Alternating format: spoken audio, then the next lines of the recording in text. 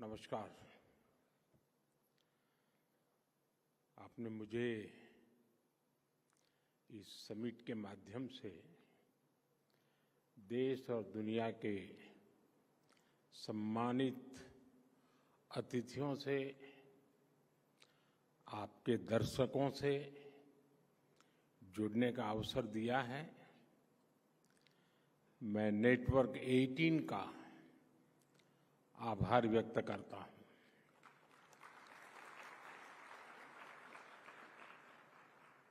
मुझे खुशी है कि आपने इस वर्ष की समिट को भारत के युवाओं की एस्पिरेशन से जोड़ा है। इस साल के शुरुआत में विवेकानंद जयंती के दिन यहीं भारत मंडपम में विकसित भारत यंग लीडर्स डायलॉग हुआ था। तब मैंने युवाओं की आंखों में देखा था सपनों की चमक, संकल्प का सामर्थ्य और भारत को विकसित बनाने का जुनून। –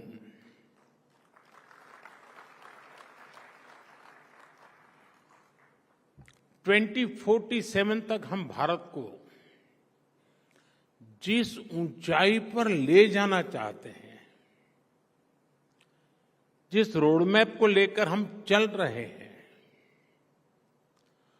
उसके कदम कदम पर अगर मंथन होगा तो निश्चित ही अमृत निकलेगा। और यही अमृतकाल की पीढ़ी को ऊर्जा देगा, दिशा देगा और भारत को गति देगा। मैं आपको इस समिट की बधाई देता हूं, शुभकामनाएं देता हूं। साथियों, आज दुनिया की नजर भी भारत पर है और दुनिया की उम्मीद भी भारत से है। कुछ ही वर्षों में हम दुनिया की 11वीं से 5वीं सबसे बड़ी इकोनॉमी बने हैं। बहुत कम समय में अनेक प्रकार के ग्लोबल चैलेंजेस आए, लेकिन भारत रुका नहीं। भारत ने डबल स्पीड से दौड़ लगाई और एक दशक में अपनी इकोनॉमी के साइज को डबल करके दिखाया है। जो सोचते थे कि भारत स्लो और स्टेडी चलेगा, उन्हें अब फास्ट एंड फियरलेस इंडिया दिख रहा है। और इसमें भी कोई संदेह नहीं है कि जल्द ही भारत की दुनिया की तीसरी इकोनॉमी बनना तय है।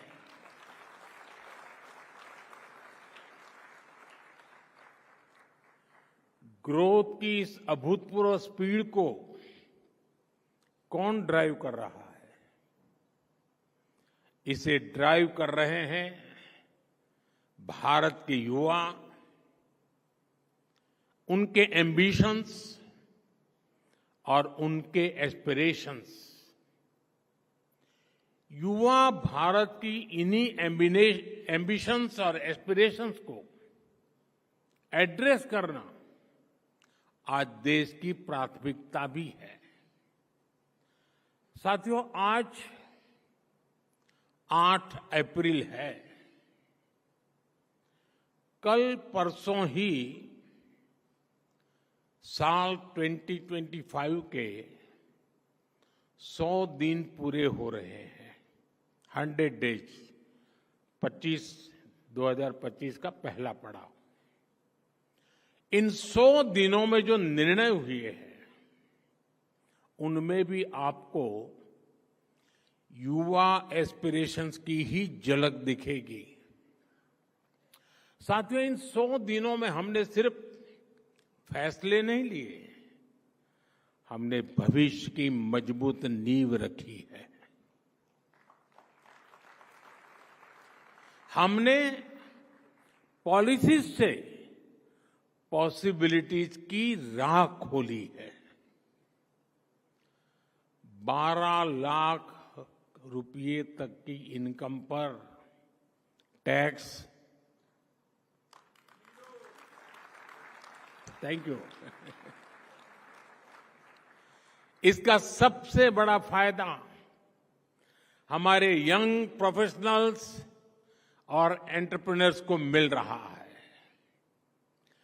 मेडिकल की 10,000 नई सीटें, आईआईटी में 6,500 नई सीटें, यानी एजुकेशन का एक्सपांशन, इनोवेशन का एक्सेलरेशन। 50,000 नई अटल टिंकरिंग लैब्स, यानी अब देश के हर कोने में इनोवेशन का दीप जलेगा और एक दीप से जले दीप अनेक। एआई और स्किल डेवलपमेंट के लिए centre for of excellence, youth को मिलेगा फ्यूचर रेडी बनने का मौका। 10,000 नई पीएम रिसर्च फेलोशिप। अब आइडिया से इम्पैक्ट तक का सफर और आसान होने वाला है। जैसे स्पेस सेक्टर खोला गया, वैसे ही अब न्यूक्लियर एनर्जी सेक्टर भी ओपन किया गया। इनोवेशन को अब सीमाएं नहीं, समर्थन मिलेगा। गीग इकोनॉमी से जुड़े युवाओं को पहली बार सोशल सिक्योरिटी का कवच दिया जाएगा। जो पहले दूसरों के लिए इनविजिबल थे, अब वे नीतियों के केंद्र में हैं। और एससी, एसटी तथा वुमेन एंटरप्रेन्योर्स के लिए 2 करोड़ के term loan. Inclusivity is not just a promise, it's a policy. इन सभी निर्णयों का सीधा लाभ भारत के नौजवानों को मिलने वाला है, क्योंकि जब युवा आगे बढ़ेगा तभी भारत आगे बढ़ेगा। साथियों, इन 100 दिनों में भारत ने जो किया है वो दिखाता है कि भारत रुकने वाला नहीं है। भारत झुकने वाला भी नहीं है। भारत अब थमने वाला भी नहीं है। इन 100 दिनों में भारत दुनिया का चौथा ऐसा देश बना जिसने सैटेलाइट्स की डॉकिंग और अनडॉकिंग की क्षमता हासिल की। भारत ने सेमी क्रायोजेनिक इंजन का सफल परीक्षण करके दिखाया। भारत ने 100 गीगावाट सोलर कैपेसिटी का ऐतिहासिक पड़ाव पार कर लिया। भारत ने 1000 मिलियन टन कोयला उत्पादन का रिकॉर्ड बनाया। नेशनल क्रिटिकल मिनरल मिशन की शुरुआत हुई और इन्हीं 100 दिनों में कर्मचारियों के लिए 8वें वेतन आयोग गठित करने का निर्णय हुआ। किसानों के लिए खाद पर सब्सिडी में बढ़ोतरी का फैसला हुआ, यानी अन्नदाता की चिंता सरकार की प्राथमिकता है। छत्तीसगढ़ में 3 लाख से ज्यादा परिवारों ने एक साथ नए घरों में गृह प्रवेश किया। स्वामित्व योजना के तहत 65 लाख से अधिक प्रॉपर्टी कार्ड सौंपे गए।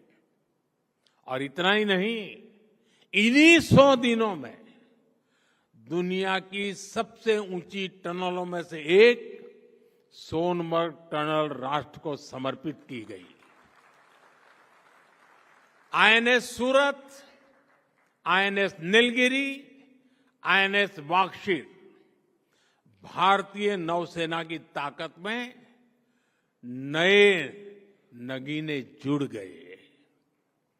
सेना के लिए made in India light combat helicopter खरीदी को हरी झंडी मिली और वक्त कानून में संशोधन का बिल पास हुआ, यानी सामाजिक न्याय के लिए एक और बड़ा और ठोस कदम लिया गया।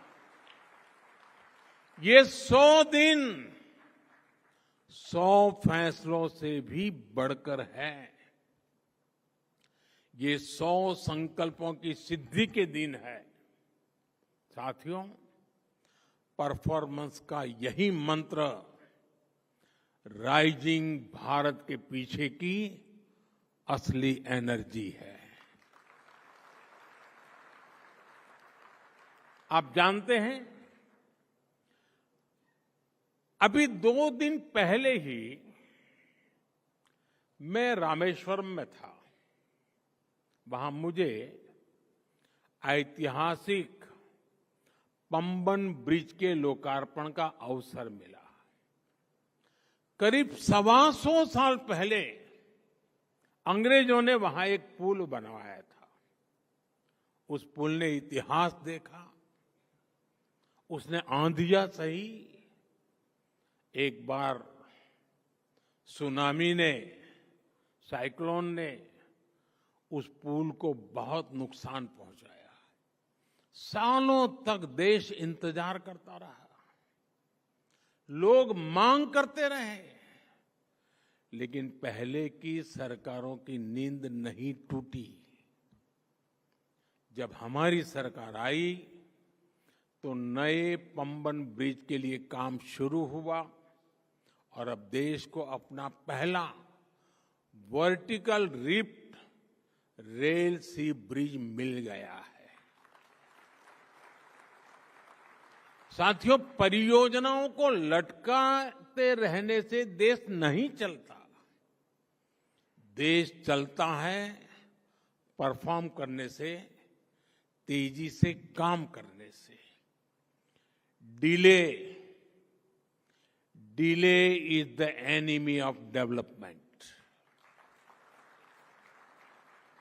और हमने इस दुश्मन को हराने की ठान ली है। मैं आपको और भी उदाहरण दूंगा। जैसे असम का बोगीबिल ब्रिज, हमारे पूर्व पीएम देवगौड़ा जी ने 1997 में इसकी आधारशिला रखी। वाजपेयी जी की सरकार आई, उन्होंने काम शुरू करवाया। वाजपेयी जी की सरकार गई, कांग्रेस की सरकार आई तो ब्रिज का काम भी लटक गया। अरुणाचल और असम के लोगों, लाखों लोग परेशान होते रहे, लेकिन तब की सरकार पर कोई फर्क नहीं पड़ा। 2014 में आपने जब हमें सेवा करने का मौका दिया और ये प्रोजेक्ट फिर से शुरू हुआ, और सिर्फ 4 साल में 2018 में ब्रिज का काम पूरा हो गया। ऐसे ही केरला में कोल्लम बाईपास रोड प्रोजेक्ट का भी उदाहरण है। ये 1972 से अटका था। सोचिए, 50 साल। एलडीएफ हो या यूडीएफ, किसी सरकार ने 50 साल तक इस पर कोई काम नहीं कराया। हमने सरकार बनने के 5 साल के अंदर इसका काम पूरा कर दिया। साथियों, नवी मुंबई एयरपोर्ट पर भी 1997 से चर्चा शुरू हुई थी। 2007 में इसे मंजूरी मिली, लेकिन कांग्रेस की सरकार ने इस पर काम नहीं किया। हमारी सरकार ने इस प्रोजेक्ट को भी तेजी से पूरा किया। वो दिन दूर नहीं जब नवी मुंबई एयरपोर्ट से कॉमर्शियल फ्लाइट्स भी शुरू हो जाएगी। साथियों, ये जो मैं गिना रहा हूं ना, उसमें संसद भवन भी आएगा, ये भारत मंडपम भी आएगा। साथियों, आज 8 अप्रैल का एक और वजह से बहुत महत्व है। आज ही मुद्रा योजना के 10 साल पूरे हुए हैं। यहां जो युवा साथी बैठे हैं, उन्होंने तो अपने माता पिता से जरूर कहानियां सुनी होगी कि पहले बिना गारंटी के बैंक खाता तक नहीं खुलता था। खाता खोलने के लिए बैंक गारंटी चाहिए, किसी और एक की साथी की मदद चाहिए। बैंक लोन ये सामान्य परिवार के लिए तो सपना हुआ करता था। गरीब परिवार, एससी, एसटी, ओबीसी, भूमिहीन मजदूर, महिलाएं, जो सिर्फ मेहनत कर सकते थे, लेकिन जिनके पास गिरवी रखने को कुछ नहीं था, क्या उनके सपनों की कोई कीमत नहीं थी? क्या उनकी एस्पिरेशंस कम थी? क्या उनकी मेहनत का कोई मोल नहीं था? हमारी मुद्रा योजना ने उनकी एस्पिरेशन को एड्रेस किया, यूथ को एक नया रास्ता दिया। पिछले 10 साल में मुद्रा योजना के तहत 52 करोड़ लोन बिना गारंटी दिए गए। 52 करोड़। और मुद्रा स्कीम की स्केल ही नहीं, स्पीड भी अद्भुत है। जब तक ट्रैफिक लाइट रेड से ग्रीन होती है, तब तक 100 मुद्रा लोन क्लियर हो जाते हैं। जब तक आप ब्रश करके फ्री होते हैं, तब तक 200 मुद्रा लोन अप्रूव होते हैं। जब तक आप किसी रेडियो चैनल पर अपना पसंदीदा गाना सुनकर खत्म करते हैं, तब तक 400 मुद्रा लोन सैंक्शन हो जाते हैं। आजकल इंस्टेंट डिलीवरी ऐप, इसका बड़ा चलन है। आपके ऑर्डर के बाद जितनी देर में डिलीवरी होती है, उतनी देर में 1000 मुद्रा लोन सैंक्शन हो जाते हैं। जब तक आप किसी ओटीटी पर एक एपिसोड खत्म करते हैं, तब तक 5000 मुद्रा बिजनेस का आधार बन जाता है।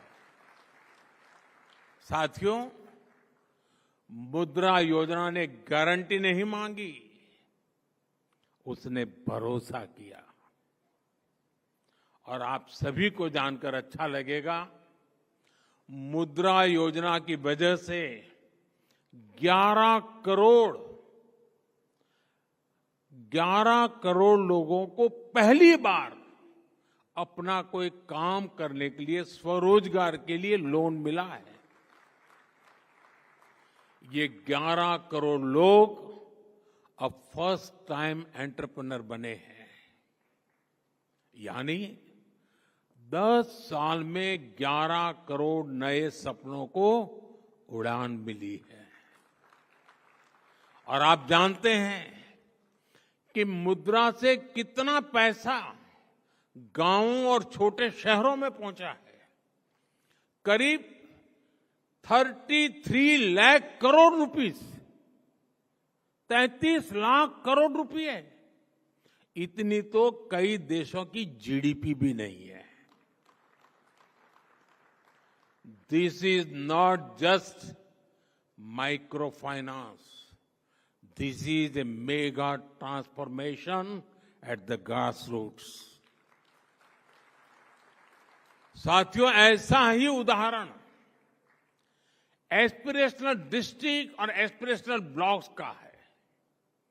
पहले की सरकारों ने देश के 100 से अधिक ऐसे जिलों को पिछड़ा घोषित करके उन्हें अपने हाल पर छोड़ दिया था। इनमें से अनेक जिले नॉर्थ ईस्ट में थे, ट्राइबल बेल्ट में थे। करना तो ये चाहिए था कि इन जिलों में सरकार अपना बेस्ट टैलेंट भेजती, लेकिन होता ये था कि इन जिलों में अफसरों को पनिशमेंट पोस्टिंग के लिए भेजा जाता था। यही तो पुरानी सोच थी, पिछड़े को पिछड़ा ही रहने दो। हमने ये अप्रोच बदली और इन जिलों को एस्पिरेशनल डिस्ट्रिक्ट घोषित किया। हमने इन जिलों के एडमिनिस्ट्रेशन पर फोकस किया, अपनी फ्लैगशिप स्कीम्स को मिशन मोड पर इन जिलों में लागू किया। अलग अलग पैरामीटर्स के आधार पर इन जिलों की ग्रोथ को मॉनिटर किया गया। आज वही एस्पिरेशनल डिस्ट्रिक्ट कई राज्यों की एवरेज से बेहतर और कई तो नेशनल एवरेज से आगे निकल चुके हैं। और इसका सबसे बड़ा लाभ वहीं के युवाओं को मिला है। अब वहां के नौजवान कहते हैं, हम भी कर सकते हैं, हम भी आगे बढ़ सकते हैं। आज दुनिया के कई reputed institutions, reputed journals aspirational district programme की सराहना करते हैं। इसी सफलता से प्रेरणा लेकर अब हम 500 एस्पिरेशनल ब्लॉक्स पर काम कर रहे हैं। जब ग्रोथ को एस्पिरेशंस ड्राइव करती है तो वो समावेशी भी होती है और सस्टेनेबल भी होती है। साथियों, किसी भी देश के तेज विकास के लिए बहुत जरूरी है देश में शांति, स्थिरता और सुरक्षा की भावना। गुरुदेव टैगोर की कल्पना थी, चित्त चेता भय शून्यो, उच्च जेथा शीर, where the mind is without fear and the head is held high. लेकिन दशकों तक भारत में डर का, भय का, आतंक का माहौल बढ़ता ही गया। इसका सबसे ज्यादा नुकसान युवाओं को ही हुआ। हिंसा, अलगाव, आतंकी आग में सबसे ज्यादा देश का युवा ही झुलसा है। जम्मू कश्मीर में दशकों तक युवाओं की अनेक पीढ़ियां बम, बंदूक और पत्थरबाजी में खप गई। लेकिन दशकों तक देश पर शासन करने वाले इस आग को बुझाने का साहस नहीं दिखा पाए। हमारी सरकार की स्ट्रांग पॉलिटिकल विल और संवेदनशीलता के चलते आज वहां हालत बदले हैं। आज जम्मू कश्मीर का नौजवान विकास से जुड़ हो चुका है। साथियों, आप नक्सलवाद को भी देखिए। देश के 125 से अधिक जिले नक्सलवाद की चपेट में, हिंसा की चपेट में थे। 125 डिस्ट्रिक्ट। जहां से नक्सलवाद शुरू होता था, वहां सरकार की बाउंड्री खत्म हो जाती थी। बड़ी संख्या में नौजवान नक्सलवाद से पीड़ित थे। हमने ऐसे नौजवानों को मुख्य धारा में लाने के लिए प्रयास किए। बीते 10 वर्षों में 8,000 से अधिक नक्सलियों ने सरेंडर किया है, हिंसा का रास्ता छोड़ा है। आज नक्सल प्रभावित जिलों की संख्या भी 20 से कम रह गई है। हमारे नॉर्थ ईस्ट में भी दशकों से अलगाव का, हिंसा का एक अंतहीन सिलसिला चल रहा था। हमारी सरकार ने बीते 10 सालों में 10 बड़े शांति समझौते किए। इस दौरान 10,000 से ज्यादा युवाओं ने हथियारों को छोड़ा और विकास की मुख्य धारा में शामिल हुए। सफलता सिर्फ ये नहीं है कि हजारों युवाओं ने हथियार छोड़े। सफलता ये भी है कि इसने हजारों नौजवानों का वर्तमान और भविष्य बचाया है। साथियों, हमारे यहां दशकों तक एक प्रवृत्ति चली। राष्ट्रीय चुनौतियों को पहचानने के बजाय उन्हें राजनीतिक कालीन के नीचे छिपा दिया गया। लेकिन अब समय आ गया है कि हम ऐसे मुद्दों से आंख न चुराएं। 21वीं सदी की पीढ़ियों को हम 20वीं सदी की राजनीतिक भूलों का बोझ नहीं दे सकते हैं। भारत की ग्रोथ में तुष्टीकरण की राजनीति एक बहुत बड़ी चुनौती रही है। अभी संसद में वक्फ से जुड़े कानून में संशोधन हुआ है। इस पर आपके नेटवर्क ने भी काफी चर्चा की है। ये जो वक्फ से जुड़ी डिबेट है, इसके मूल में तुष्टीकरण की राजनीति है, पॉलिटिक्स ऑफ अपीजमेंट है। ये तुष्टीकरण की राजनीति कोई नई नहीं है। इसका बीज हमारे स्वतंत्रता संग्राम के समय ही बो दिया गया था। आप सोचिए, भारत से पहले, भारत के साथ साथ और हमारे बाद दुनिया में कई देश आजाद हुए, लेकिन कितने देश ऐसे हैं जिनकी आजादी की शर्त विभाजन थी? कितने देश हैं जो आजादी के साथ ही टूट गए? भारत के साथ ही ऐसा क्यों हुआ? क्योंकि उस समय राष्ट्र के हित से ऊपर सत्ता का मोह रख दिया गया। अलग देश का विचार सामान्य मुस्लिम परिवारों का नहीं था, बल्कि कुछ कट्टरपंथियों का था, जिसको कांग्रेस के कुछ नेताओं ने खाद पानी दिया ताकि वे सत्ता के अकेले दावेदार बन सके। साथियों, तुष्टीकरण की इस राजनीति में कांग्रेस को सत्ता मिली, कुछ कट्टरपंथी नेताओं को ताकत और दौलत मिली, लेकिन सवाल ये है, आम मुसलमान को क्या मिला? गरीब पसमानदा मुसलमान को क्या मिला? उसे मिली उपेक्षा, उसे मिली अशिक्षा, उसे मिली बेरोजगारी। और मुस्लिम महिलाओं को क्या मिला? उन्हें मिला शाहबानो जैसा अन्याय, जहां उनका संवैधानिक हक कट्टरपंथ की भेंट चढ़ गया, उन्हें मिला चुप रहने का आदेश, सवाल न पूछने का दबाव, और कट्टरपंथियों को मिल गया खुला लाइसेंस महिलाओं के अधिकारों को कुचलने का।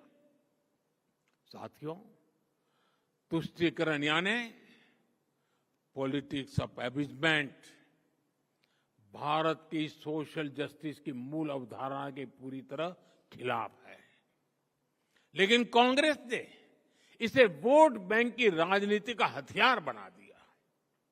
2013 में वक्फ कानून में किया गया संशोधन मुस्लिम कट्टरपंथियों और भूमाफियाओं को खुश करने का प्रयास था। इस कानून को ऐसा रूप दिया गया कि उसने संविधान के ऊपर खड़ा होने का भ्रम पैदा किया।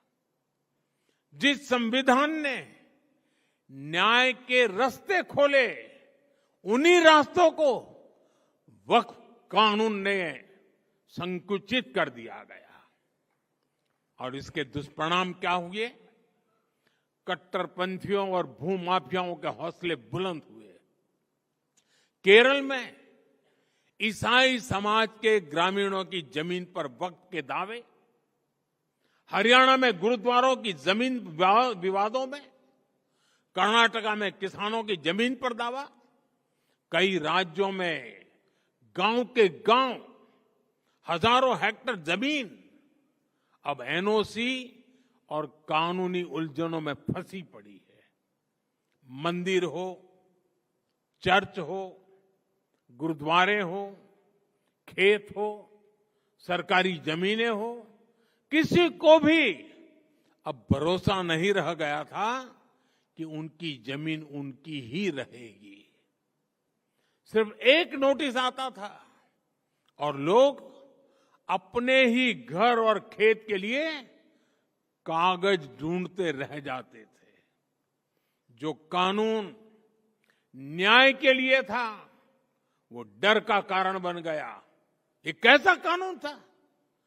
साथियों, मैं देश की संसद को सर्व समाज के हित में, मुस्लिम समाज के हित में एक शानदार कानून बनाने के लिए बधाई देता हूं।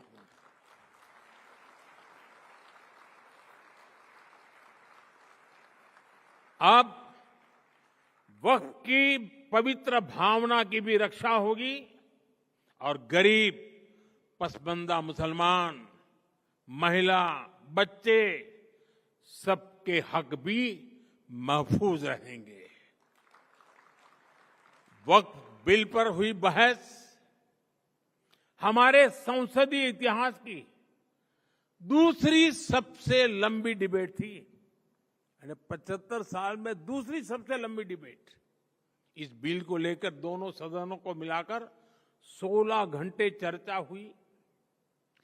जेपीसी की 38 बैठकें हुई, 128 घंटे चर्चा हुई। देश भर से लगभग 1 करोड़ ऑनलाइन सुझाव आए। ये दिखाता है कि आज भारत में लोकतंत्र सिर्फ संसद की 4 दीवारों तक सीमित नहीं है। हमारा लोकतंत्र जन भागीदारी से और अधिक मजबूत हो रहा है। साथियों, आज दुनिया तेजी से टेक्नोलॉजी और एआई की ओर बढ़ रही है, और इसलिए अब ये जानना जरूरी है कि हम हमारी सॉफ्टवेयर साइट पर आर्ट, म्यूजिक, कल्चर, क्रिएटिविटी, क्योंकि हम रोबोट तैयार करना नहीं चाहते, हम मनुष्य तैयार करना चाहते हैं। यानी जो कुछ भी हमें मशीनों के सहारे चलता है, उन पर मानवता के लिए, संवेदनशीलता के लिए ज्यादा काम करें। एंटरटेनमेंट आज दुनिया की सबसे बड़ी इंडस्ट्री में से एक है और आने वाले समय में इसका और विस्तार होगा। ऐसे ही समय में हमने आर्ट और कल्चर को एनकरेज करने के लिए, इसे सेलिब्रेट करने के लिए वेव्स,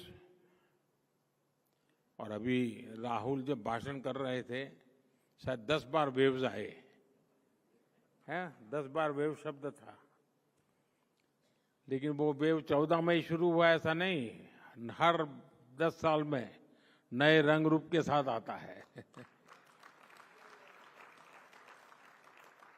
और आज जो मैं वेव्स की बात कर रहा हूं, यानी वेव्स यानी world audio visual and entertainment summit, इस वेव्स नाम का प्लेटफॉर्म बनाया गया है।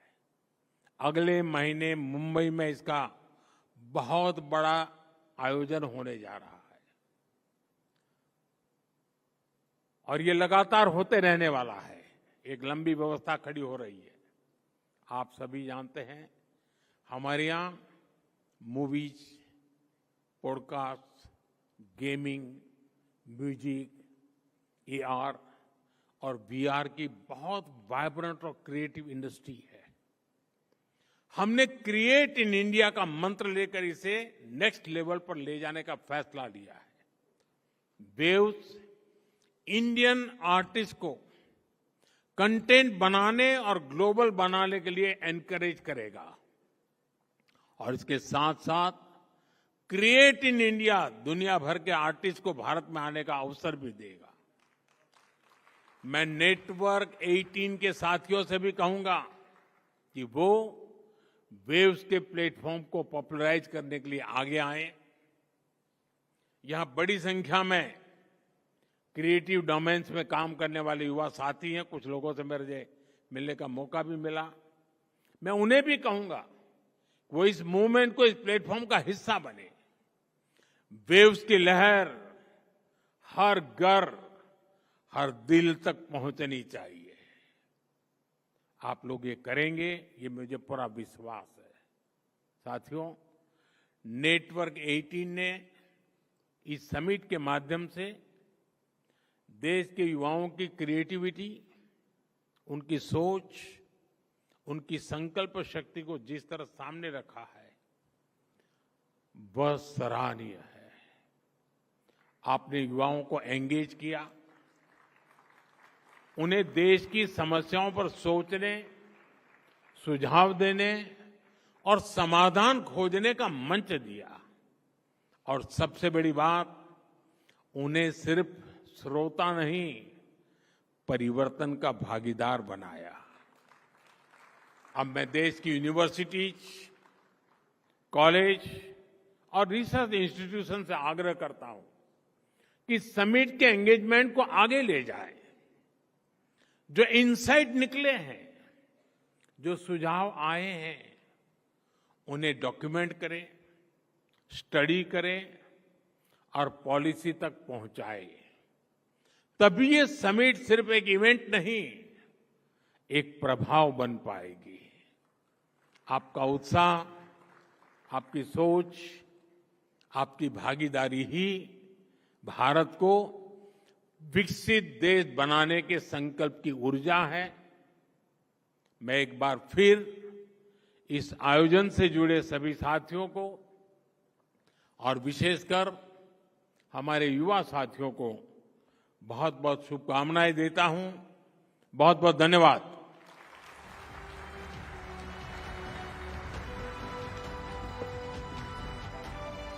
Huge round of applause for the Honorable Prime Minister Shri Narendra Modi. What an inspiring speech.